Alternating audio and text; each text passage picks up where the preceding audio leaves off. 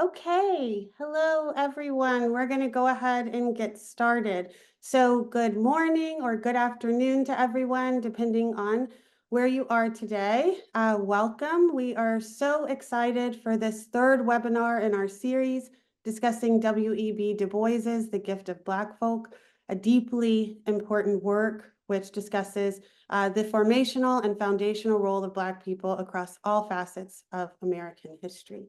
My name is Whitney Holmes, and I'll be serving as your moderator for today's panel. I'm an assistant professor of law at Baylor Law School, and today I have the privilege of discussing Chapter 5 of The Gift with our amazing panel, each of whom I will now introduce. So hi, everyone. First, we have Dr. Kathryn Freeman. Dr. Freeman is a strategist, advocate, writer, and speaker. She is passionate about holistic discipleship and thinking about where our private worship leads the church to transform our communities into places of human flourishing for God's glory. Dr. Freeman has a degree in English from Texas A&M University, a law degree from the University of Texas, and a Master of Divinity from Baylor University's Truett Seminary. She's currently working on a PhD in religion with a focus on political theology at Baylor University. Before attending seminary, Dr. Freeman served as the Director of Public Policy for the Texas Baptist Christian Life Commission. And before serving in that capacity, she was the press secretary to 2 Texas elected officials and a policy attorney for 2 nonprofits focused on issues impacting low-income families. So thank you, Dr. Freeman, for being with us today. We're so excited to have you. We also have Dr. Sandra Barnes. Dr. Barnes is the C.V. Starr Professor of Sociology at Brown University. Prior to joining Brown University, Dr. Barnes served as a professor and assistant vice chancellor for equity, diversity, and inclusion at Vanderbilt University. Dr. Barnes was the first female African-American assistant vice chancellor in the history of Vanderbilt University. Dr. Barnes's scholarship includes 9 books, over 60 peer-reviewed articles, and 10 book chapters. She's also edited 3 volumes and worked on 3 documentaries. Dr. Barnes served as the 2-time president of the Association of Black Sociologists and is the recipient of the 2019 Cox Johnson Fraser Award conferred by the American Sociological Association.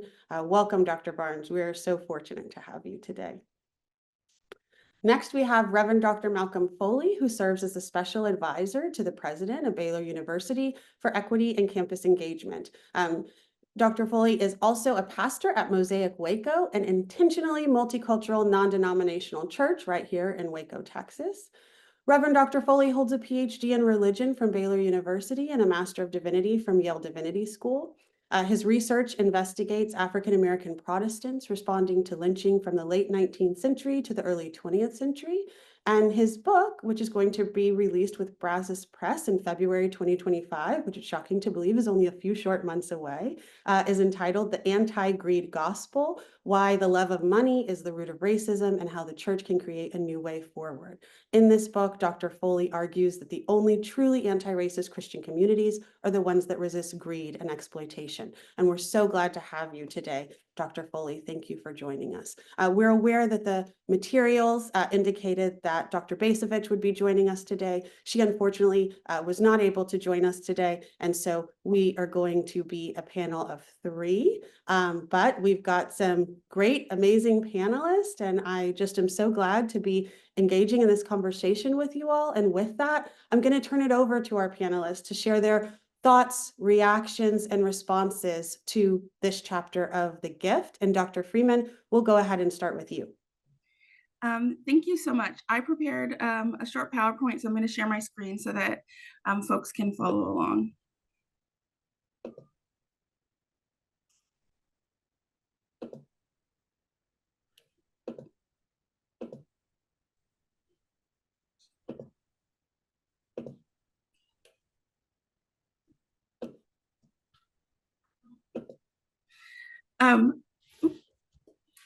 It's delightful to be with you today. I'm going to claim Dr. Holmes's doctorate, not quite there yet, in my 3rd year of study here at Baylor. And as Dr. Holmes said, I'm interested in political theology. I'm most interested in sort of the practical aspects of that and what it means for Christians seeking to seek the common good through political engagement and involvement. And that term political can be, I think, scary for some. They think of politics as this formal arena, politicians and such, but politics affects every aspect of our lives and our neighbors' lives. If you want clean water, if you want to drive nice roads, those decisions are made, those are policy decisions made through the act of politics. And so I am going to share from my sort of a combination of my own research and interest in what really stuck out to me from this chapter on the reconstruction of freedom. And so I've titled my presentation, Reconstructing Freedom, Power, Community, and Seeking the Common Good.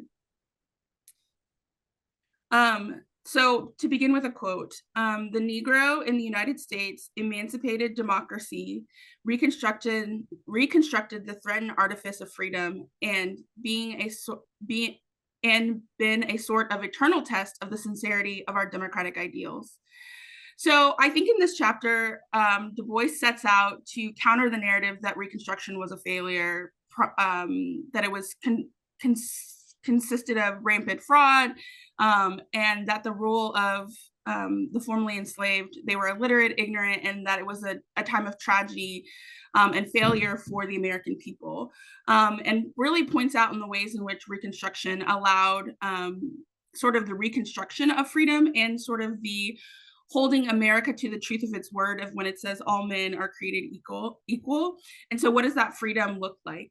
What does true freedom look like? And so he begins by defining freedom, and he ends with some examples of the work done during Reconstruction by Black American men committed to a more capacious view of freedom, not just for the millions who had recently been unshackled, but a commitment to democracy that ultimately benefited the nation. So I thought I would begin where DuBois begins, with freedom and its definitions and our understandings of that, particularly for Christians, a Christian ideal of freedom. And then turn to one of the men DuBois highlights later in the chapter as an example of what it might look like to put flesh on the bone, what it looks like for Christians when it comes to conceptions of freedom and justice. So to begin, the idea of freedom, I think, that we see in this chapter for DuBois, it's more than just freedom from enslavement. It is a freedom for the common good. What you see from these men, and as DuBois lays out, is freedom for others, the freedom to use sort of the political and economic power for full citizenship, not for the sake of one person, but for the collective. You see that the Freedmen's Bureau organized and built schools. It helped establish farms and property rights to lift the formerly enslaved from illiteracy and dependence, but it also lifted their neighbors, those that maybe had not been, were not enslaved themselves, but obviously impacted negatively by the slaveocracy. Freedom from has, if you just limit freedom to the absence of things, that has some defects. What you see sort of, and I think that DuBois highlights in this chapter, is that you see just the sort of release from enslavement, that it creates other kinds of defects. So he highlights in the chapter things like Black codes that restricted Black freedom of movement, that put the formerly enslaved back into similar situations as enslavement, things like debt peonage. You see things like racial violence and poverty and illiteracy. When I talk about freedom from and freedom for, it's not an either or kind of thing. It's a both and, that both must be present. Some things have to be constrained to open space for other types of things to flourish.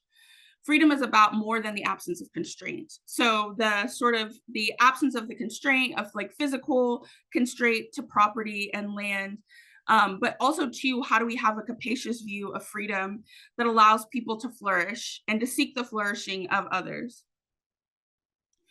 Reconstructing freedom for DuBois and the millions of formerly enslaved meant more than being released from bondage. It meant freedom for voting, for property ownership, for education, for God, for family, for community. Reconstruction was the promise of these things and others, so that those freedoms those freedoms require protecting. And unfortunately, what we see with the end of Reconstruction is their freedoms are sacrificed for the sake of political expediency and to the benefit of the ruling class. But the idea that the formerly enslaved saw themselves, their freedom as something separate from their role from their role and their lives as citizens in the country, I wanted to highlight a quote that DuBois included in the chapter from Pastor J.W.C. Pennington. The colored population of the United States has no destiny apart from that of the nation in which they form an integral part. Her destiny is bound up with that of America. Her ship is ours. Her pilot is ours. Her storms are ours. Her calm is ours as well. And while as a Christian, I do not believe our ultimate destiny is tied to any earthly power or form of government, I think what both DuBois and Pennington are getting at is an understanding of freedom that should at least be recognizable to somewhat recognizable to Christians. As many Black Christians have historically always believed that the origins of the human desire for freedom is God, not for the simple pursuit of individualistic endeavors, but pulling us toward community and pulling us toward one another. Or as Claire of Assisi might have described it, that freedom is a sort of power with, that freedom frees us for a power with, as the sharing of power with and by among all parties, and a relationship in a way that recognizes the wholeness and particular experience of each participant toward the end of the optimum flourishing of all. And to reiterate sort of the Christian view of freedom, obviously in Galatians 5, Paul says it is for freedom that Christ has set us free. And then later in that chapter, he says, for freedom you were called, brothers and sisters, not to use your freedom as an opportunity for self-indulgence, but through love to become slaves to one another. For the whole of the law is summed up in a single commandment: you shall love your neighbor as yourself.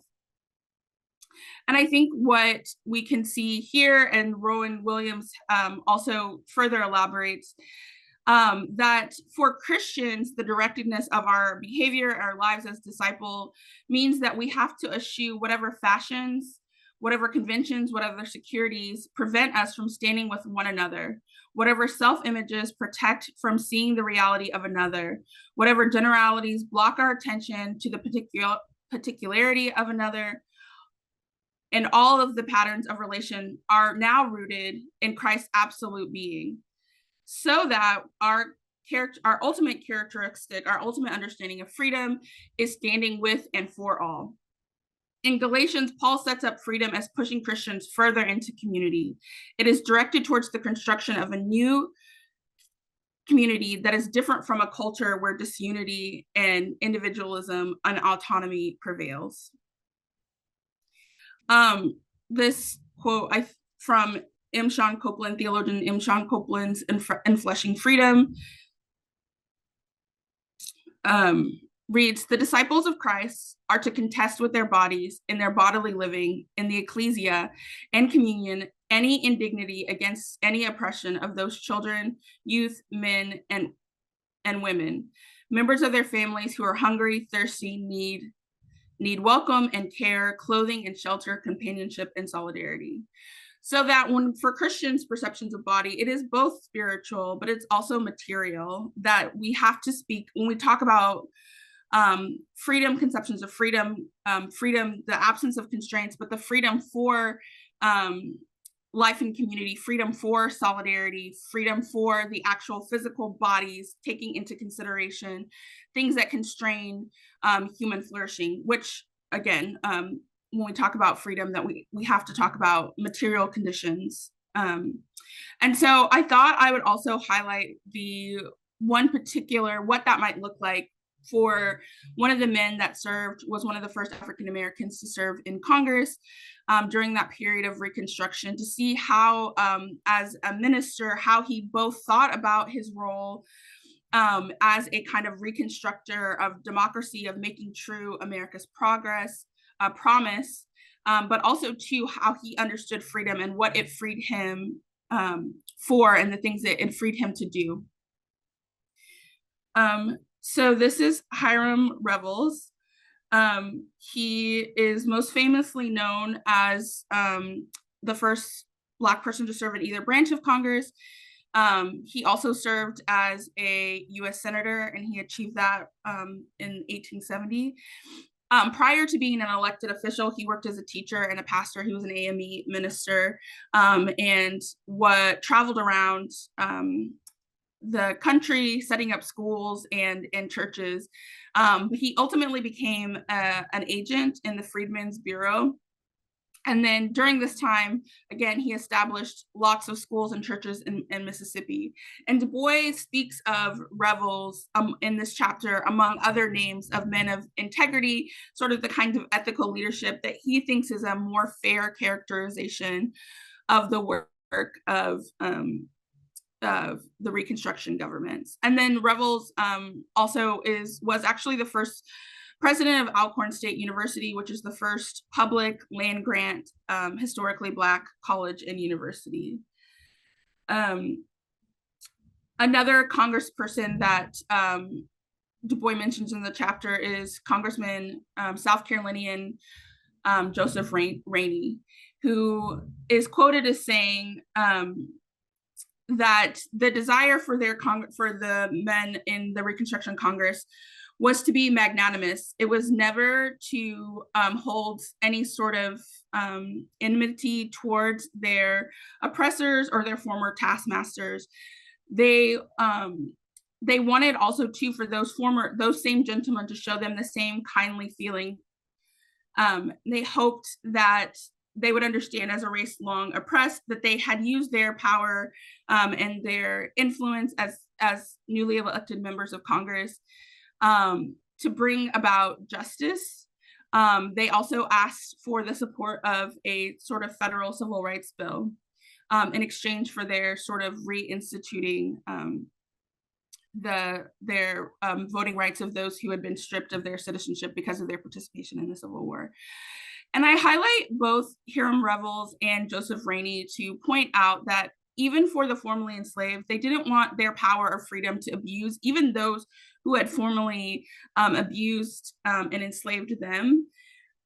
They were seeking the re-enfranchisement of their former masters in the sake of for the sake of a shared governance and the recognition of their full rights as citizens, but also those who had previously been excluded. One of the things that Reconstruction Congress men and women pursued was the removal of requirements of property ownership to vote. So obviously that has ripple effects for maybe poor whites as well as those that were formerly enslaved. So the Du Bois says that the North, being unable to free the slave, let him try to free himself, and he did, and it was his greatest gift to the nation. Again, that freedom to struggle for and towards the full citizenship rights for all people. When I talk about the Christian responsibility for freedom and justice, I just want to highlight a few quick things of the things that the Reconstruction Congress did in the terms of when I speak of freedom for. I mentioned removing the requirements of property ownership so that everyone could vote. They established free public school systems and then new social legislation, one of which was allowing married women to own property in their name. Again, this idea of freedom and justice, both being material and also not limited to those who had just been formerly enslaved, but really this idea that those promises of America belong to all Americans. And then he concludes with the emancipation of the Negro slave in America becomes his own effort towards the emancipation of all men. And then just to sum up, the work of freedom is both metaphysical and material. The pursuit of justice requires a commitment to the well-being of bodies here on earth and their material conditions. Love for others is radical, and it coupled with political power, it can be a part of a communal response to the forms of injustice and oppression while drawing us into closer community of resistance and solidarity. Thank you for your time.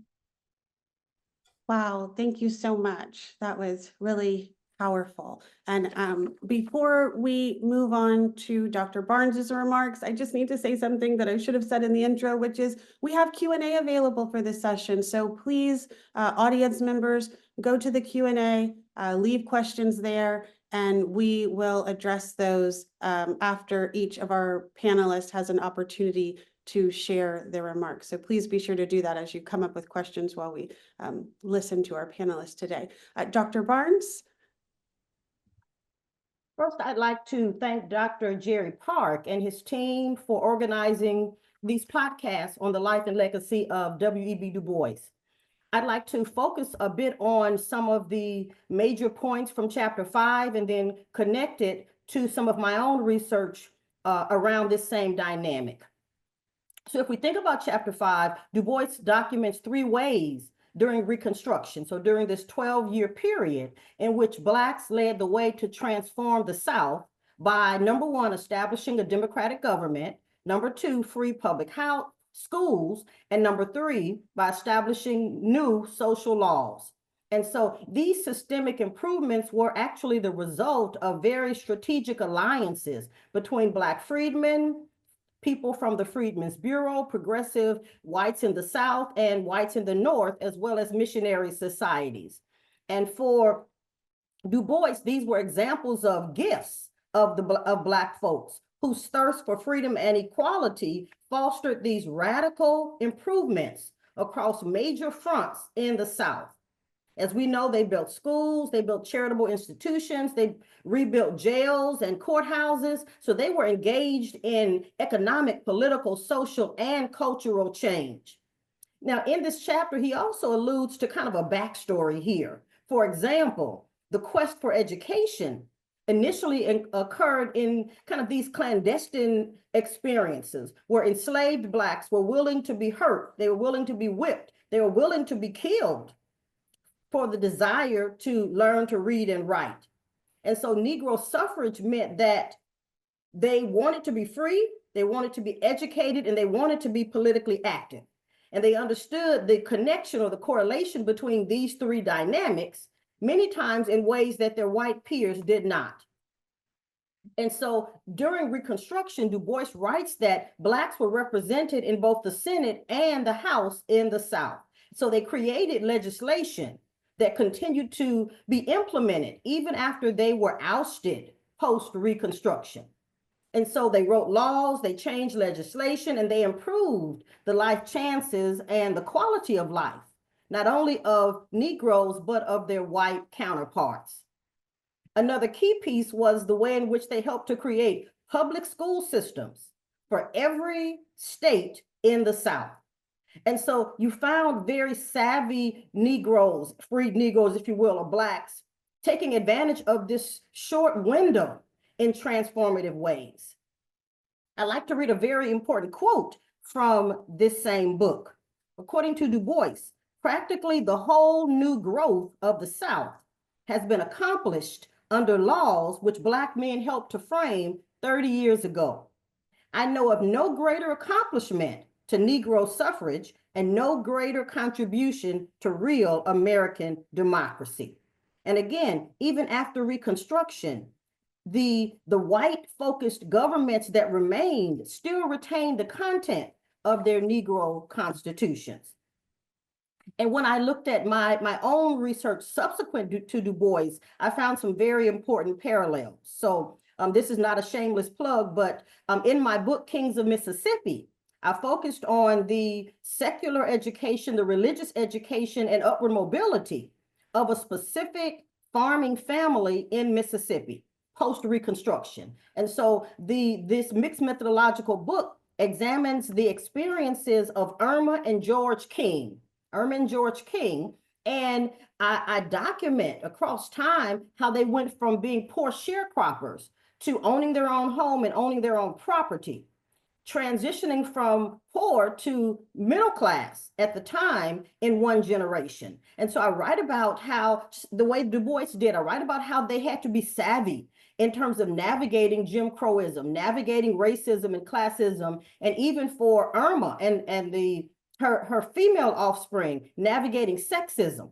And so something that parallels Du Bois's work is not only the intra-racial dynamics that freed Blacks contended with, but also interracial, as they navigated all of the same negatives that were kind of met out by their white peers while they were attempting to transform society, not just for themselves, but for everyone in general. And so very similar to Du Bois's work, the Kings of Mississippi really documented the way in which this family across generations was very adaptive and resilient. And again, I'm not really focusing, I don't like to focus on this notion of exceptionalism.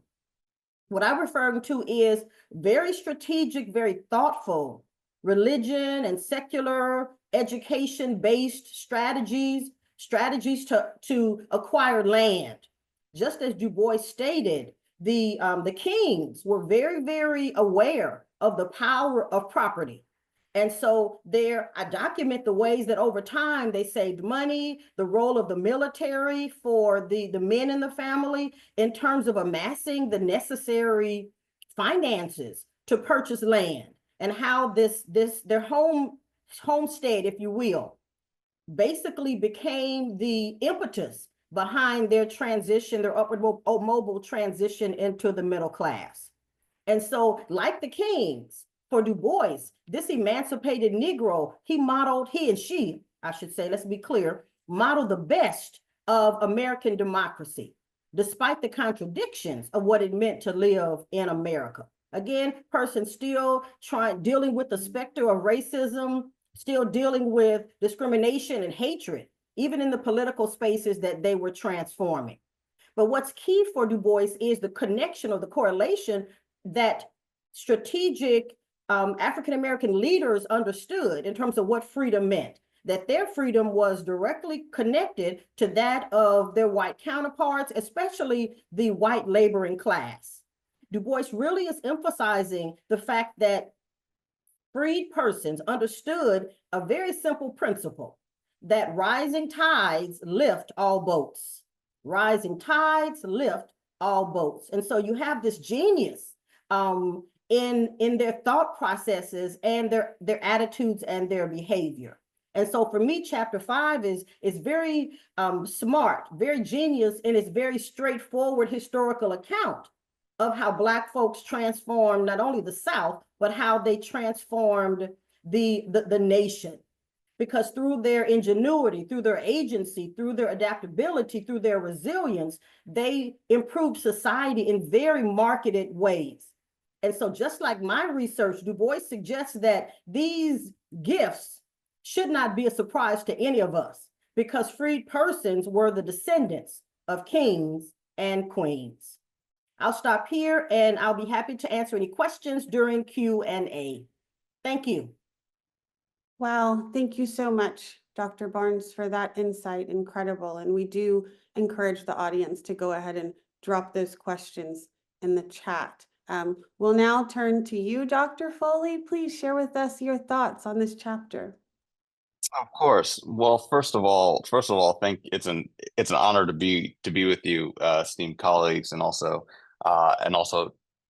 participants. It's particularly an honor to engage in this conversation around a legend in a particularly politically fraught time. W.E.B. Du Bois and I have at least one thing in common, and it is that we were both, I think, radicalized by racial violence. In his book Dusk of Dawn, he narrates his experience. He says this: "At the very time when my studies were most successful, there cut across this plan which I had as a scientist a red ray which could not be ignored. I remember when it first, as it were, startled me to my feet. A poor Negro in central Georgia, Sam Hose, had killed his landlord's wife. I wrote out a careful and reasoned statement concerning the evident facts and started down to the Atlanta Constitution office, carrying in my pocket a letter of introduction to Joel Chandler Harris, who's a journalist. I did not get there. On the way, news met me. Sam Hose had been lynched, and they said that his knuckles were on exhibition at a grocery store farther down on Mitchell Street, along which I was walking. I turned back to the university. I began to turn aside from my work. I did not meet Joel Chandler Harris, nor the editor of the Constitution. Two considerations thereafter broke in upon my work and eventually disrupted it. First, one could not be a calm, cool, and detached scientist while Negroes were lynched, murdered, and starved. And secondly, there was no such definite demand for scientific work of the sort that I was doing, unquote.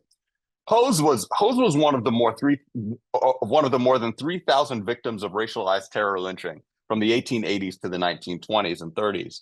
The mob had severed his ears, fingers, and genitals, skinned his face, and burned him alive on a pyre, after which people fought over his organs and bones for souvenirs. And this reign of terror, when thrust so viscerally in Du Bois's eyes, pushed him toward activism for the sake of Black people. I had a similar experience. It's not lost on me that I'm based in Waco. It's not lost on me that Waco is the site of another spectacle lynching, that of Jesse Washington, the lynching that put the NAACP's anti-lynching campaign on the map. And I began my PhD planning to do work actually on the Greek Church Fathers and the French Reformation theologian John Calvin. I plan to be a theologian, but after a seminar on Christianity after the Civil War, a set of questions kept bothering me. What about the thousands of Black men being killed by mobs? Sure, there's fighting over biblical interpretation and power in seminaries and other things going on in American churches. But what about the reign of brutal racial violence? What was the church saying about that? And particularly, how did Black Christians affirm their dignity and worth in a society that sought their brutal and public death? How did they resist? Because I couldn't find a book on it, I wrote my dissertation, and in that work I laid out a continuum of responses of Black Protestant communities to lynching, ranging from, if we just pray enough about it, then we'll be saved from the hand of the lyncher, all the way to folks arguing, well, the only way for us to resist lynching is through armed self-defense, and there were a number of steps in between. But I still had some further radicalization to undergo, because I had to encounter what lies at the root of many of Du Bois's sociological critiques, and what ultimately provides the fuel for the Black radical tradition, of which Du Bois is a prime example. I had to reckon with the role of money. I had to see the hegemony of racialized capitalism. And The Gift of Black Folk, as well, along with many of Du Bois's other works, places labor in the foreground, because matters of political economy are the most powerful elements of human culture. And this realization, garnered from the work of Du Bois and others, reminded me of the actual nature of the Black freedom struggle, that it is a fundamentally economic one. As Du Bois described emancipation, quote, in this chapter, quote, the Negro was trying to achieve economic emancipation, and it is this fact that makes Reconstruction one of the greatest attempts to spread democracy which the modern world has seen. Indeed, these 11 or 12 years of American history, this period of Reconstruction, are perhaps the only concentrated time in American history where we have seen considerable focused effort toward the building of a multiracial democracy. And we would do well to remember how vulnerable such a project is. In fact, some of us have been reminded of that vulnerability viscerally in the last few weeks. But the enemy in Du Bois's text is not merely a raw racism that we could easily chalk up to mere hate and ignorance. The enemy is much more vicious than that. The enemy is actually racial capitalism, that is the exploitation of labor and the domination of human bodies through violence and political repression. And this nation has often refused to name that enemy, though, in all of its viciousness. It is often chugged along, attempting to tame an untamable lion, and this has always resulted in tragedy. Something clear in what Du Bois described as the three options that the nation faced following the emancipation of the formerly enslaved. He gave these. He said basically the nation has these three options. First, they might abandon the freedman to the mercy of his former masters. Two, they might, for a generation or more, make the freedmen the wards of the nation, protecting them, encouraging them, educating their children, giving them land and a minimum of capital, and thus inducting them into real economic and political freedom. Or option 3, they might force a grant of Negro suffrage, support the Negro voters for a brief period, and then with hands off, let them sink or swim. Now, Du Bois knew and argued that option 2 was the only real wise option, given the state of the nation. And this was the work that the Freedmen's Bureau would have to do, but it met with visceral resistance. Why? Well, because as Du Bois says in this chapter, the white South naturally opposed to a man because it practically abolished private profit in the exploitation of labor. To step from slave to free labor was economic catastrophe in the opinion of the white South. But to step further to free labor organized primarily for the laborer's benefit, this not only was unthinkable for the white South, but it even touched the economic sensibilities of the white North. If there is something that Du Bois can remind all of us of, it's the fact that issues of race are issues of economics, historically and fundamentally. That is, the primary obstacle to freedom has always been greed. And at this point, I do offer a shameless plug, because my book that comes out in February is titled The Anti-Greed Gospel: How the Love of Money is the Root of Racism and How the Church Can Create a New Way Forward.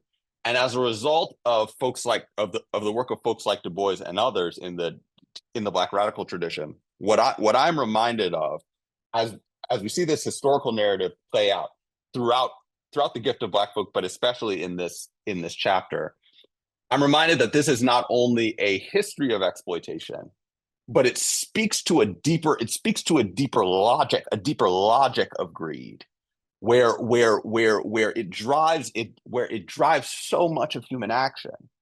And as I reflected more on this, I was called back to the scriptures. And Jesus in the Sermon on the Mount, in Matthew chapter 6, he says that you cannot serve two masters. You will either love the one and hate the other, or be devoted to the one and despise the other. And you cannot serve both God and you could pick anything in that other spot, any of a wide range of idols that we could be subject to. And yet Jesus chooses mammon, the Aramaic word for money or riches. I see this history as a result of Du Bois's work and others.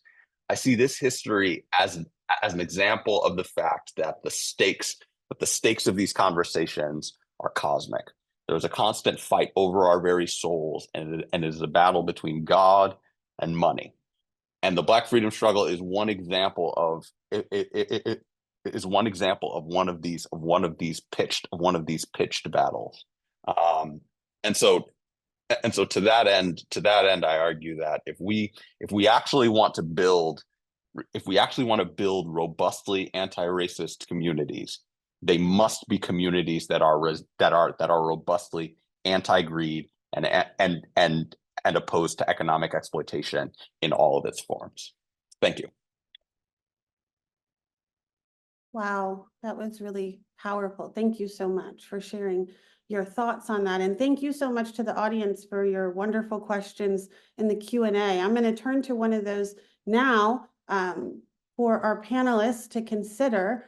This one is about education. And so, Dr. Barnes, you mentioned the contributions of freed Black people to really creating the availability of a free public education system in the South. So I'm curious about your thoughts on this. And Dr. Foley, and your role, which concerns campus equity and campus engagement, I wonder what your thoughts on this are as well for the role of universities in ensuring equitable access to education. So the question notes that ever since this era that we're discussing, education has continued to be less than fully funded and supported. The next administration plans to further reduce support for education by dismantling the Department of Education. In light of Du Bois's lessons for us and the lingering effects of institutional racism, what advocacy is needed today to continue to advance educational outcomes for all of our children, and how essential is our advocacy? So that's, of course, open to all the panelists. We'd love to hear your thoughts on that question. Thank you for the question. Just a couple of comments. If we think about the history, and again, I don't want to romanticize it in terms of the education, both secular and religious in the South. But what you had was a great deal of agency in terms of people invoking their agency, making the best in terms of what they had, but also so girding up their children, if you will, in terms from a secular perspective, in terms of your typical secular kinds of things, but equally important, providing them with this, empowering them in terms of their identity, in terms of what were some strategies they were going to need to navigate a society that was largely unwelcoming. And so you had this notion of agency, autonomy, again, looking out for each other and looking out for themselves. That whole notion again of the rising tide. And so this is something that was in existence, and we can talk about some of the transitions in terms of the critical role, historic roles of HBCUs in terms of that process around holistic education that was so central and continues to be central in the Black community, and what that might look like given the current kind of, I'm going to say, anti-educational focus that I think is coming. And so for me, when I look at some of my research, when I look at, DuBois's notion of the talented 10th, and we know that was kind of misframed.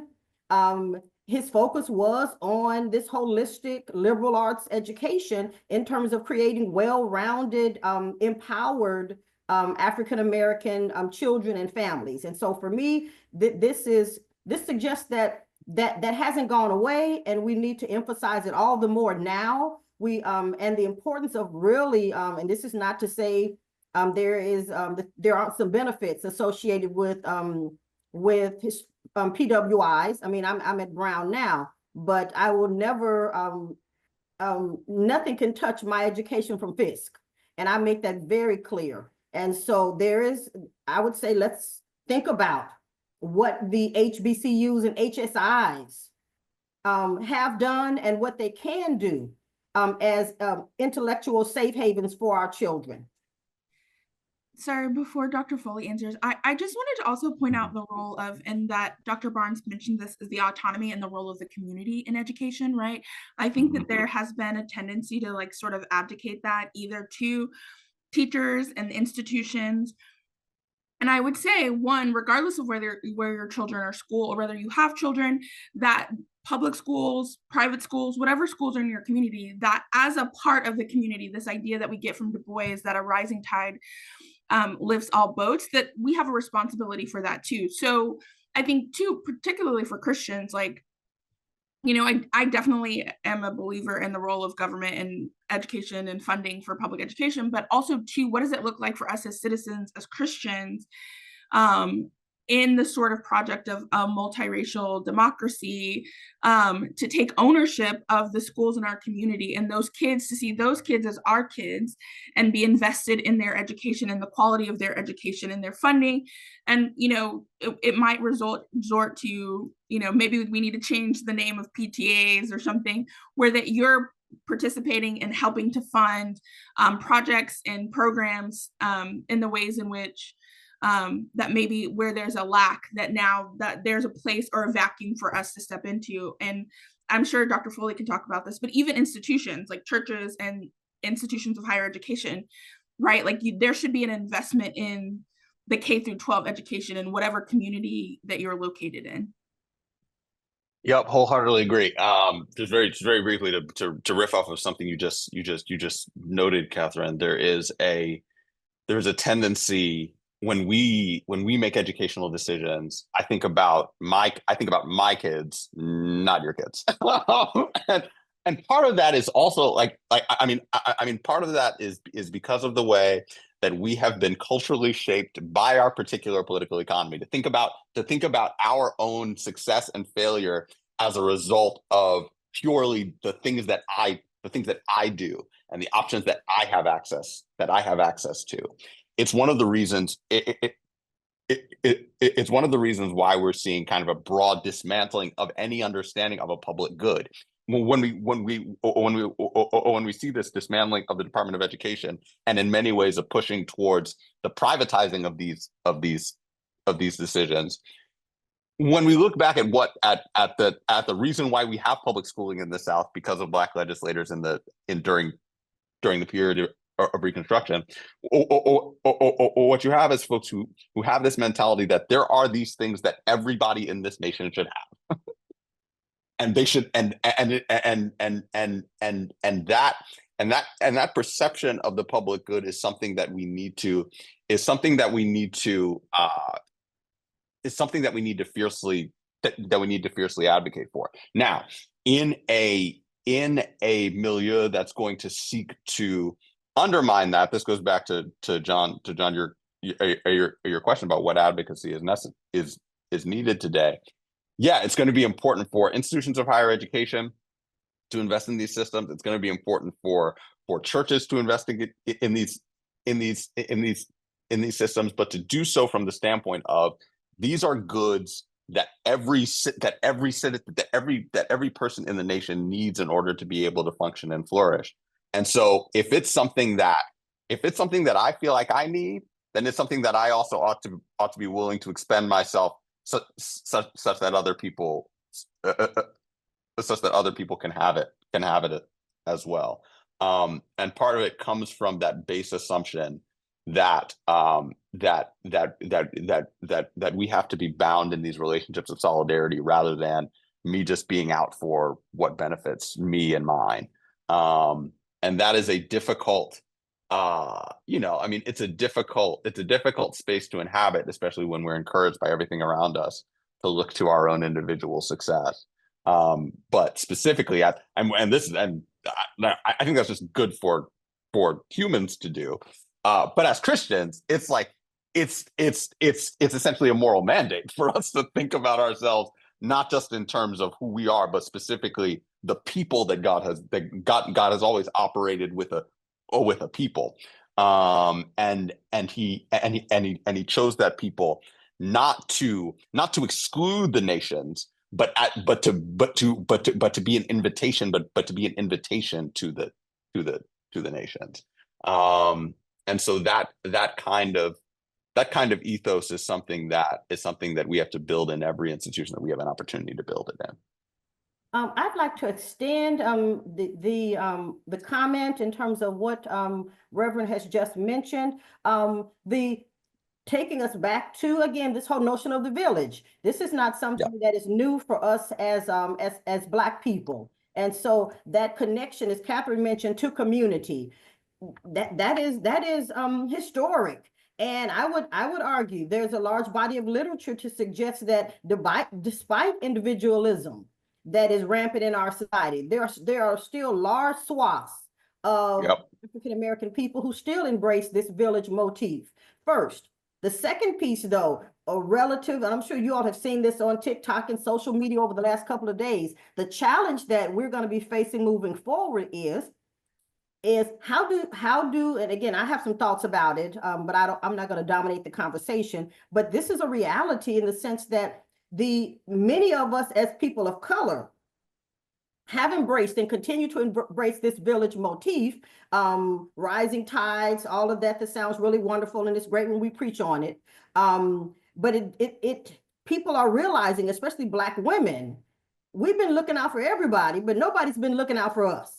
And so this is the conundrum. So I'm not saying that what you're saying, Reverend, is not true. I embrace that as well in terms of I continue to embrace the village motif, while also understanding that it's going to be a little bit harder to convince some Black people moving forward that they should be looking out for other folks who, based on very clear outcomes, are not looking out for them.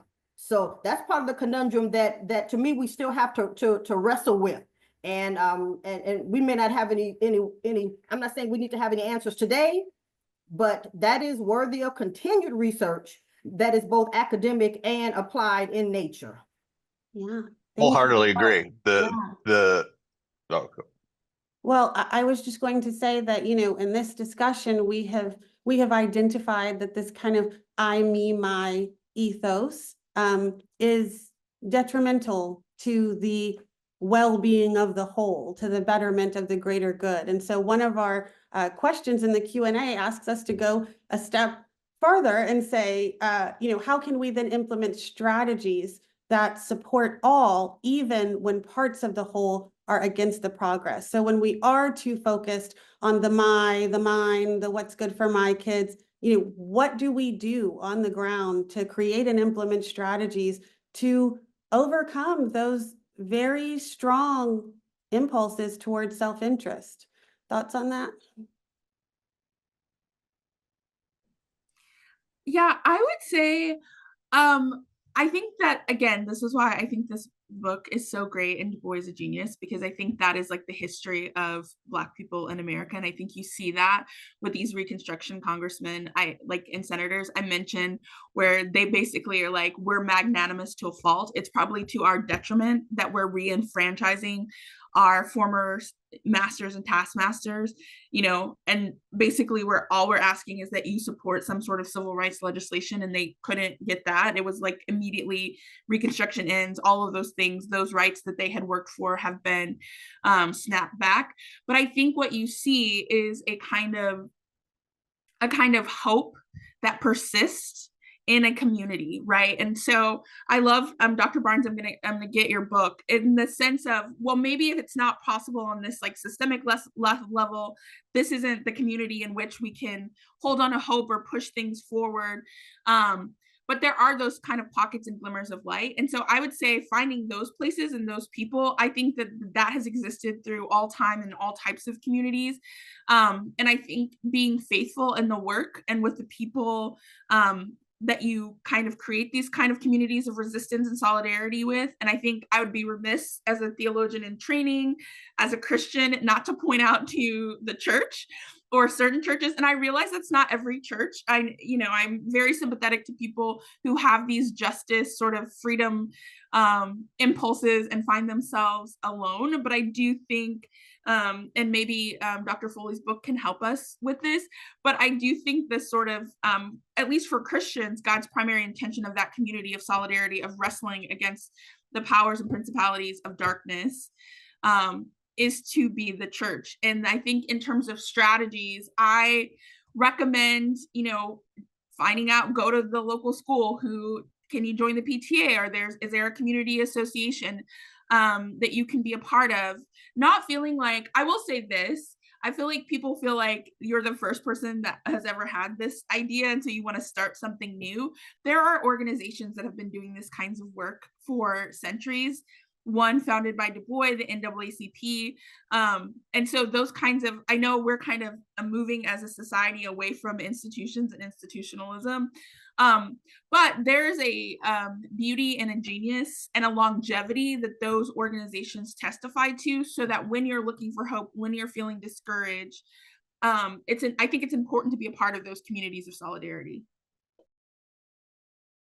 That's very helpful. I'm gonna be I'll be a downer. I'll be a downer too. Because I I think that, I think grassroots organizing is gonna be like that. I mean, that's where a lot of this work gets done. But I think that because the way the question's framed, how can we implement strategies that support all, even when parts of the whole are against the progress? I don't think it's just parts of the whole that are against the progress. To go back to what Kathryn just said, like our struggle is up against principalities and powers. Like we're up against more than just kind of individuals who are against a kind of broad-based understanding of justice, especially economic justice. We're up against significant spiritual forces, and that's something we can see kind of throughout American history, where we see these, where whenever we see these kind of what appear to be extended periods of more justice, we see violent backlash against it. It's this cycle that we continue to go through. So my expectations of the state are very low. That doesn't mean that I don't advocate for the state to do the right thing. But when it fails to do that, that doesn't lead to my despair because I understand that people have a lot of self-interest is a very, very, very, very powerful thing. But I also believe that at least for those who one of the primary points of application in the book is that we have to build communities of deep economic solidarity. And that's something that, I mean, I think that that's, like I said, it's just true of human communities broadly. But I also think that it's really hard to do with the kind of stamina that's necessary to fight against what we're fighting against, which is why I put as much weight as I do on the church, because the way that the church is defined in Acts 2, after the Spirit descends on the people, they're supposed to be marked by 4 things: devotion to the apostles' teaching, prayer, breaking of bread, that is eating together, and fellowship, that is the sharing of goods. That is one of the primary witnesses of the Christian community is supposed to be its economic witness. And this is something that most particularly American churches don't want to deal with that. But I'm like, if we look at what our witness to the world is supposed to be, the economic witness is supposed to be a part of that. That economic solidarity is supposed to be a necessary part of that, because we are in a world that is broadly governed by greed. And so when I see people making broader political decisions and stuff like that based on that logic, that's not surprising. That's not surprising to me. My expectation is not that it would go that it would go in the other direction. But we have we have opportunities to build smaller communities that show folks this is not the only way. This is not the only way to live. But people will not know that alternative exists unless they see it. We can talk as much about it as we want, but unless we actually build those kinds of communities, people won't believe that it's possible. To extend what you just shared, Pastor, because I connect with both you and Kathryn. I am an ordained minister myself, and so the history goes back in terms of how many of our people are undergirded by especially a prophetic Christianity. To answer that question, or to add to what you all have thoughtfully shared, and Kathryn, this goes to something that emerged in my book, thinking about dynamics at a micro level, a meso level, and a macro level. And as we've been talking about at a macro level, we're talking about powers, principalities, we're talking about systemic forces.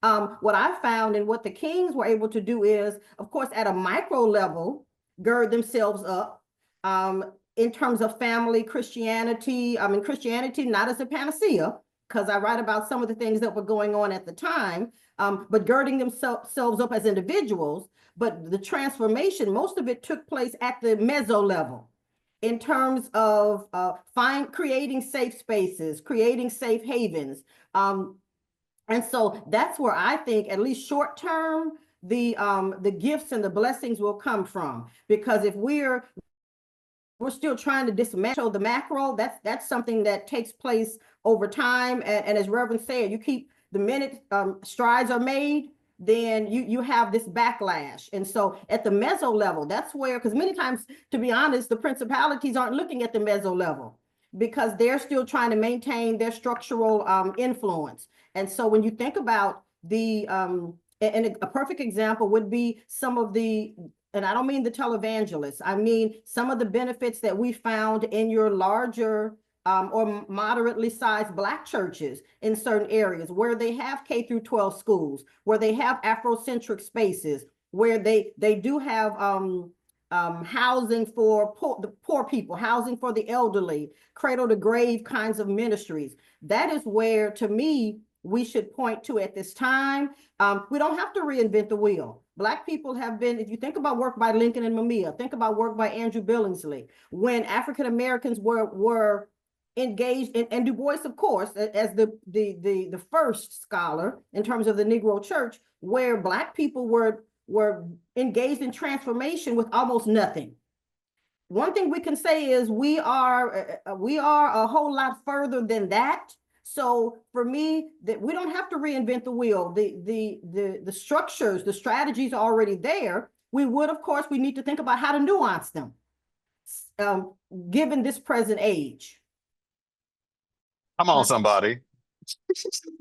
Definitely. I love this. We've talked about where we've been, we've talked about where we are, and we've also, contemplated what the future could look like. And so the next question I want to ask is also from the chat, which is, if DuBois were writing today, what would he be emphasizing? What would he be saying? What would he be thinking about? And I'm reminded of, I think it was the immediately prior webinar where the panelists discussed the fact that, DuBois had 100 years almost of evidence. So he's born during Reconstruction and he dies in Ghana on the day before the March on Washington. And so he had a pretty comprehensive picture. And I believe the panelists then discussed, did he still have hope? And so in light of kind of some of the crises that we are seeing and facing today with mass incarceration, wealth disparities that seem entrenched, and, to borrow the term of Isabel Wilkerson, we are still seeing this undercast. What would DuBois have to say about that, panelists? What would he be talking about? For me, he would still be talking about the same things that he was talking and writing about at the time, unfortunately, but that's the reality. I do think that that when you think about, and I'm reminded of what Alden Morris has written about DuBois, that DuBois wrote something, in terms of his scholarship, his academic and applied work, he wrote something pretty much on average, every 12 days. So literally, this is someone who was writing all of his life and was impacting, and his writing was activist oriented. But I think I do think he was a bit disappointed. And this goes back to some of the chapter 5. Freedman's, many of their, their altruism was because they were hopeful that somehow their white peers would do the right thing. And I think DuBois believed that as well. But unfortunately, those things, they didn't manifest the way and to the extent that people thought. I do think that there have always been allies, but there still was that disappointment. For me, this is why it's critical for those of us who've been around a bit to continue to do the work, to continue, now we have Du-Boisian sociology. We can talk about Du-Boisian theology. And so those of us who've been around to keep doing the work, but then also to be willing to work with younger generations, not only to pass the baton, but to really support each other. I'm just excited to see all the young scholars and the young activists. I think when you think about the movements that are underway, there's something around that community that those of us who've been around a bit need to really be open and thoughtful about how to work with the younger generation, because they're experiencing some things in a way that is so different. But there's a wisdom there. And so if we think about kind of this intra-racial or even racial wisdom, tapping into that would be is going to be crucial. Yeah, Briefly go ahead. Oh, sorry. I was just going to say, I echo what Dr. Barnes said. I think that the thing about when you're, if you think about these systems as powers and principalities, the ways in which it manifests has changed maybe over time. But, now we say terms like mass incarceration, but that sort of ideal existed.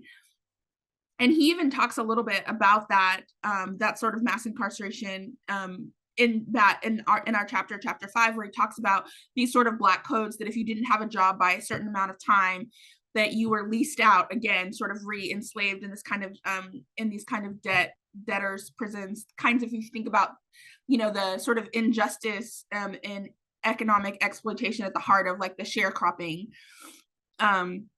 system, those kinds of things exist to this day. So I think that's what makes Du Bois so timeless, is that those things, even as the manifestations, maybe it looks different. Technology has advanced. I think we have to talk about, when we kind of transport these kinds of ideas, like we need to talk about AI, and he maybe didn't have a vision for that, but the sort of base level of like this idea of sort of like economic exploitation and the desire to disenfranchise people, to take people's political rights. I think you see still varying methods of doing that. And I think maybe for us in this generation and the generations to come, I think technology is going to be a bigger part of that conversation, in the ways in which you talk about AI bias, you talk about bias in facial recognition software. So I think that maybe adds a new element. But I think when you talk about powers and principalities, I think that the devil is, not to get like super, I know how people have different, but they're just very crafty, and they change and manipulate over time.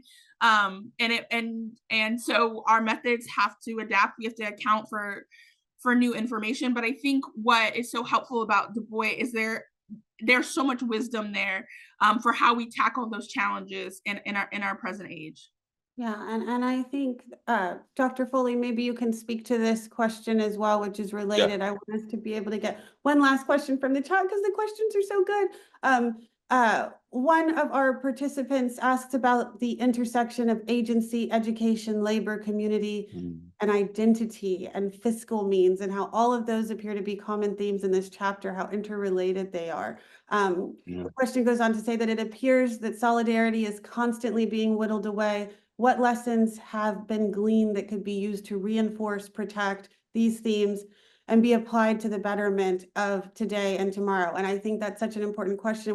We've touched on kind of components of that throughout our discussion today: the importance of community, the importance of church, essentially the importance of coming together to really combat these multi-level planes of attack. And so I wonder if you can respond to that, Dr. Foley, with respect to how we combat solidarity being whittled away, especially in communities that are the minority. So solidarity is a little harder to come by and harder to remain durable in the face of majority pressure. So if you can speak to that.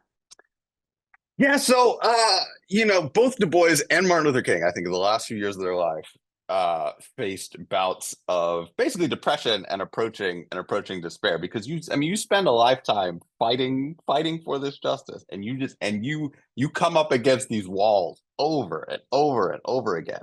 And I think one of the reasons why they felt it so deeply was also because they saw a lot of the depth of the actual issue. King, near the end of his life, would narrate the triple evils of racism, materialism, and militarism, and he would say you can't deal with one of those without dealing with all of them, because he's also speaking to the reality the reality that Du Bois was pointing to in the intersection of racism, capitalism, and colonialism. When you come up against those things as they are in all of their size and stature and desire to break us apart and stuff, it is hard. So I think we have to think about the life of kind of the life of justice seeking, like BUDS training, which is Navy SEAL training. So BUDS stands for basic underwater demolition and SEAL training. And like, you have to be individually fit to go through that training, but you cannot do it.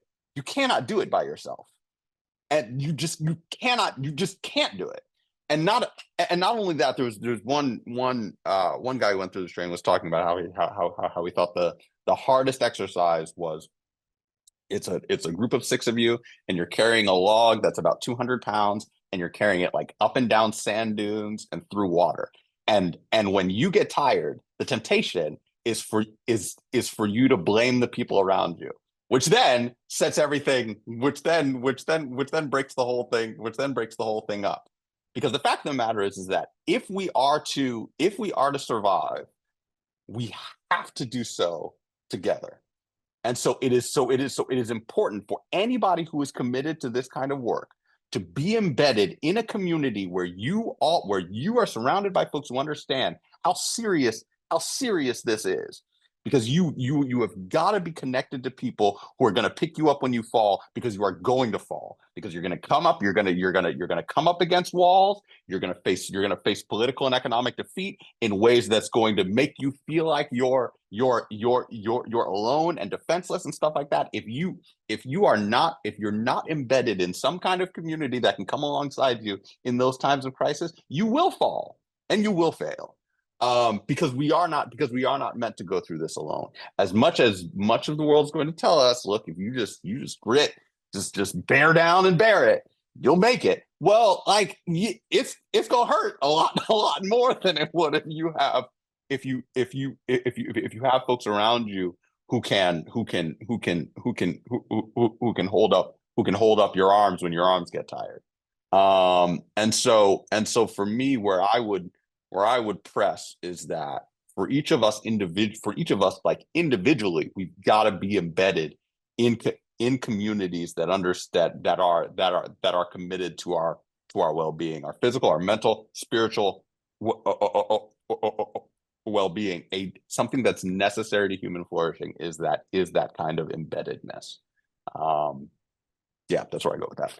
Oh, wow. Oh, I hate that we are running out of time today. I have enjoyed this conversation so much. It was truly an honor and a privilege to be a part of this discussion with you. I just want to thank everyone so much for your time and for the depth of your attention to this subject. And thank you to all our audience members who joined the webinar.